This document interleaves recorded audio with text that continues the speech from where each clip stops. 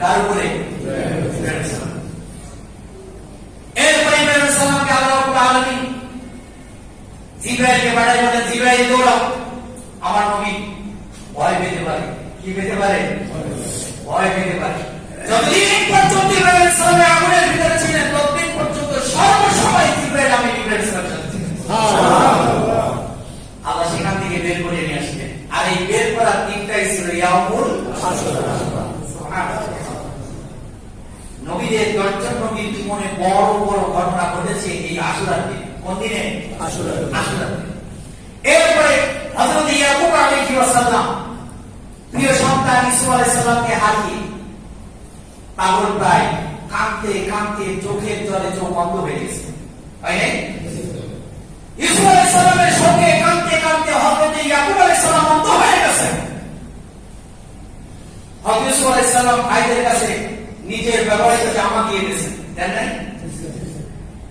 আর বলছে এই জামাটা আমার বাবার ছোটবেলায় দিও।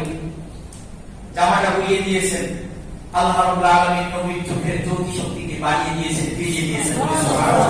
সেই দিনটাও ছিল ইয়াউমুল আশুরা।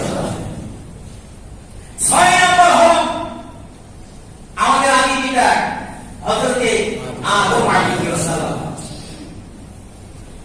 যখন আল্লাহ রাব্বুল আলামিন বললেন আদমকে তোমারে তো আমি অনেক পরিকল্পনা করে সৃষ্টি করেছি, কারণ জমিনে আমি তোমারে পাঠাবো, তোমারে খলিফা বানাবো। তোমার কি বানাবো?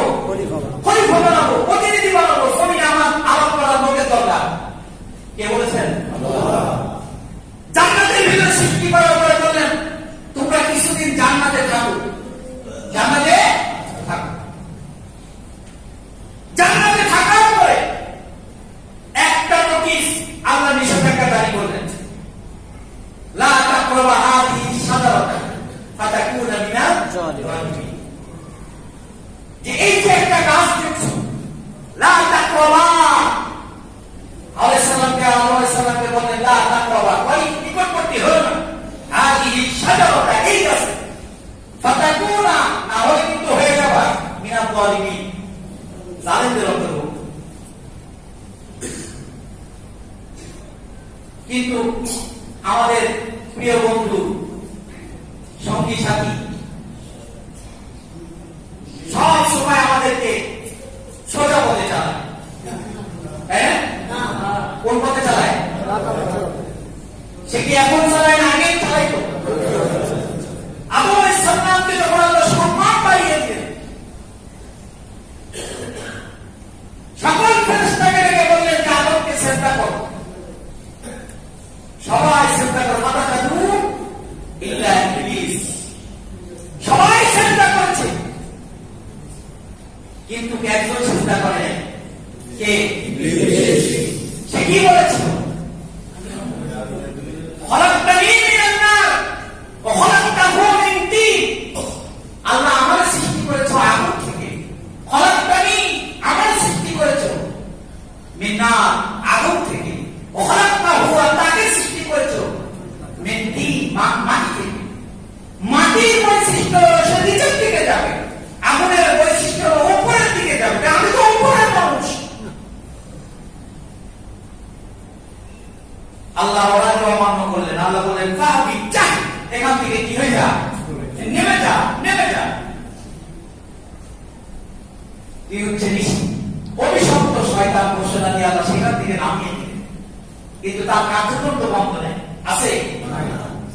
জান্নাতের ভিতরে ঢুকিয়ে আদম আলাইহিস সালামকে বলে এই জানো তোমাদেরকে আল্লাহ কেন নিষেধ করছে এই ফল খাইতে? কয় না তো, কই এত কিছু বাদ দিয়ে এই গাছের ফল খাইতে নিষেধ করলে তো কোনো কারণ আছে। কি কারণ? কারণ হলো তোমরা যদি চিরস্থায়ী এখানে থেকে যাও এই জন্য। কিন্তু এর চাইতে ভালো জায়গা পৃথিবীতে আছে, তোমাদের আল্লাহ পৃথিবীতে নিতে চাই। এই গাছের ফল খাও, দেখো আল্লাহ আরো ভালো জায়গায় তোমাদের নিয়ে যাবে।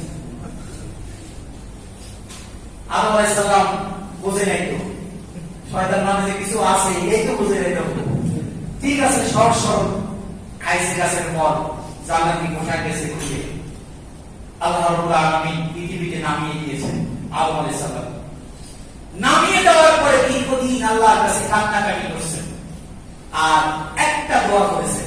দোয়ার নাম কি? রব্বানা যালামনা আনফুসানা ওয়াইলান তাগফির লানা ওয়া তারহামনা লানাকুনান্না মিনাল খাসিরিন।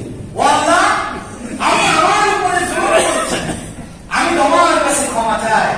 তুমি যদি আমাকে ক্ষমা না করো তাহলে আমি ক্ষতিগ্রস্তদের অন্তর্ভুক্ত। আল্লাহ কি বললেন? তওবা কবুল করে নিলেন। আর ওই তওবা কবুলের ওই দিন কিন্তু ছিল ইয়াউমুল আশুরা। 7 নম্বর হযরত দাউদ আলাইহিস সালাম। 7 নম্বর কে? এনার বৈশিষ্ট্য জানেন? দাউদ আলাইহিস সালামের বৈশিষ্ট্য জানেন না? উনি লোহা হাত দিয়ে অস্ত্র বানাতে পারতেন। এই আগুনের ভিতরে দেওয়ার দরকার নেই, আগুনের ভিতরে দেওয়ার দরকার নাই। হাত দিয়ে লোহাটাকে গরম করে হাত দিয়ে উনি অস্ত্রের বিভিন্ন আকার আকৃতি দিতে পারতেন। সুবহানাল্লাহ। দাউদ আলাইহিস সালামকে জালুতের হাত থেকে মুক্তি দান করেছেন আল্লাহ তাআলা এই দিনে। সুবহানাল্লাহ। এরপরে হযরত ঈসা আলাইহিস সালাম, ঈসা আলাইহিস সালামকে ইহুদিরা হত্যা করার জন্য ষড়যন্ত্র করেছিল। সেই ইহুদিরা সেই সময় ছিল, এখন আর নাই। আছে? আরে বাবা, আল্লাহ বলেছেন ওদেরকে আমি চিরস্থায়ীভাবে কোথাও বাস করতে দিব না। রাখাল যখন ভেড়ার দলকে হাঁকিয়ে নিয়ে বেড়ায়, আমি ইহুদিদেরকে হাঁকিয়ে নিয়ে এখান থেকে ওখানে নিয়ে যাব। শেষ সময় যখন আসবে, শেষ সময় যখন আসবে, তখন এই ইহুদিরা বিভিন্ন পাথরের আড়ালে লুকাবে। আল্লাহ পাথরের জবানকে খুলে দিবেন, পাথরগুলো বলবে যোদ্ধাদেরকে, ইমাম মাহদীর সৈনিকদেরকে বলবেন, এই যে আমার পিছনে ইহুদি আছে, হত্যা করো। বলে সুবহানাল্লাহ। ইহুদিদেরকে আল্লাহ যে হাঁকাই নিয়ে বেড়াবেন তার উদাহরণ এই যে রিসেন্টলি দেখেন, ইরান আক্রমণ করেছে, করছে না? ক্ষতিগ্রস্ত হয়েছে কি হয়নি? অনেক ক্ষতিগ্রস্ত হয়েছে। তখন অনেক ইহুদি কিন্তু বিভিন্ন জায়গায় চলে গেছে, তাই না? তারা সবচাইতে বেশি গেছে কোন রাষ্ট্রে বলতে পারবেন? সাইপ্রাস। ইয়েস, এতে বাইরে জানেন সাইপ্রাসে গিয়ে তারা জমি কেনা শুরু করছে। অধিকাংশ ইহুদি সাইপ্রাসে গিয়ে জমি কেনা শুরু করছে। তো সাইপ্রাসে গিয়ে জমি কিনে যখন কেনা শুরু করছে, তখন সাইপ্রাসের মানুষ হঠাৎ করে ঘুম থেকে জাগ্রত হয়ে চিন্তা করেছে, আরে ফিলিস্তিনে তো একই অবস্থা করেছিল, তাদেরকে আমরা আপ্যায়ন করে জায়গা দিয়েছিল, আজকে সাইপ্রাসে জমি কিনছে, না জানি ভবিষ্যতে সাইপ্রাসবাসীদেরকে উৎখাত করবে না? তাহলে ইসরায়েল থেকে যদি উৎখাত হয় তাহলে এসে জায়গা যাবে কোথায়? কিছুদিন পরে সাইপ্রাস থেকে উৎখাত হয়ে একবারে সদা দেয় বঙ্গোপসাগরে করবে। উপায় আছে? ইহুদিরা সেই সময় ঈসা আলাইহিস সালামকে হত্যা করার পরিকল্পনা করেছিল। এই হত্যা করার পরিকল্পনা করার পরে আল্লাহ রাব্বুল আলামিন এই ঈসা আলাইহিস সালামকে আস্তে করে কি করলেন? উপরে উঠায় নেওয়ার পরে হযরত ঈসা আলাইহিস সালামকে আস্তে করে উপরে উঠায়, যেদিন উঠাই নিয়েছিলেন সেই দিনটা ছিল কি? ইয়াউমুল। সর্বশেষ বিশ্বনবী সাল্লাল্লাহু আলাইহি ওয়াসাল্লামকে আল্লাহ রাব্বুল আলামিন ঘোষণা দিলেন, নবী গো, আপনি তো নিষ্পাপ, আপনি নিষ্পুরুষ। আমি ঘোষণা দিলাম, আজকে আপনার চরিত্রের সার্টিফিকেট দিয়ে দিলাম, আপনার অতীত জীবন ভবিষ্যৎ জীবনের যত অন্যায় অপরাধ গুনাহ খাতা আছে সব কিছু থেকে মাফ করে দিন। সুবহানাল্লাহ। সেই দিনটা ছিল ইয়াউমুল আশুরা। সেই দিনটা কি? সর্বশেষ ইয়াউমুল আশুরা ছিল। আমার নবী দৌহিত্র হযরত হুসাইন রাদিয়াল্লাহু তাআলা আনকে কারবালার প্রান্তরে কি করা হয়েছিল? শহীদ করা হয়েছিল। এই শহীদ করেছিল কারা? এজিদের বাহিনী। কারা করেছিল? এর ইতিহাস জানতে গেলে আমার একটা সময় লাগবে। সঠিক ইতিহাস যদি জানতে যাই তাহলে কয় সময় লাগবে? পুরো একটা সময় লাগবে, কারণ এর ভিতরে সুন্দর একটা ইতিহাস আছে এই কারবালার ঘটনা, কিন্তু এই ইতিহাসটা কিন্তু আর সময় নেই। তো প্রিয় ভাইরা আমার, তাহলে এই দিনের ফজিলতটা কি? আমরা ফজিলতটা শুনে শেষ করব। এই দিনের ফজিলত হচ্ছে রমজানের রোজার পরে, রমজান মাসের রোজার পরে ইয়াউমুল আশুরার দিনের রোজাটা আল্লাহর কাছে সবচেয়ে উত্তম।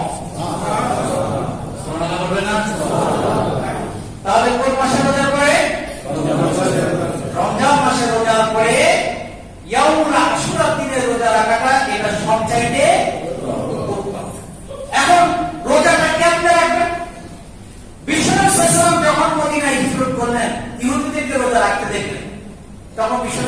তোমাদের চাইতে আমরা হকদার বেশি।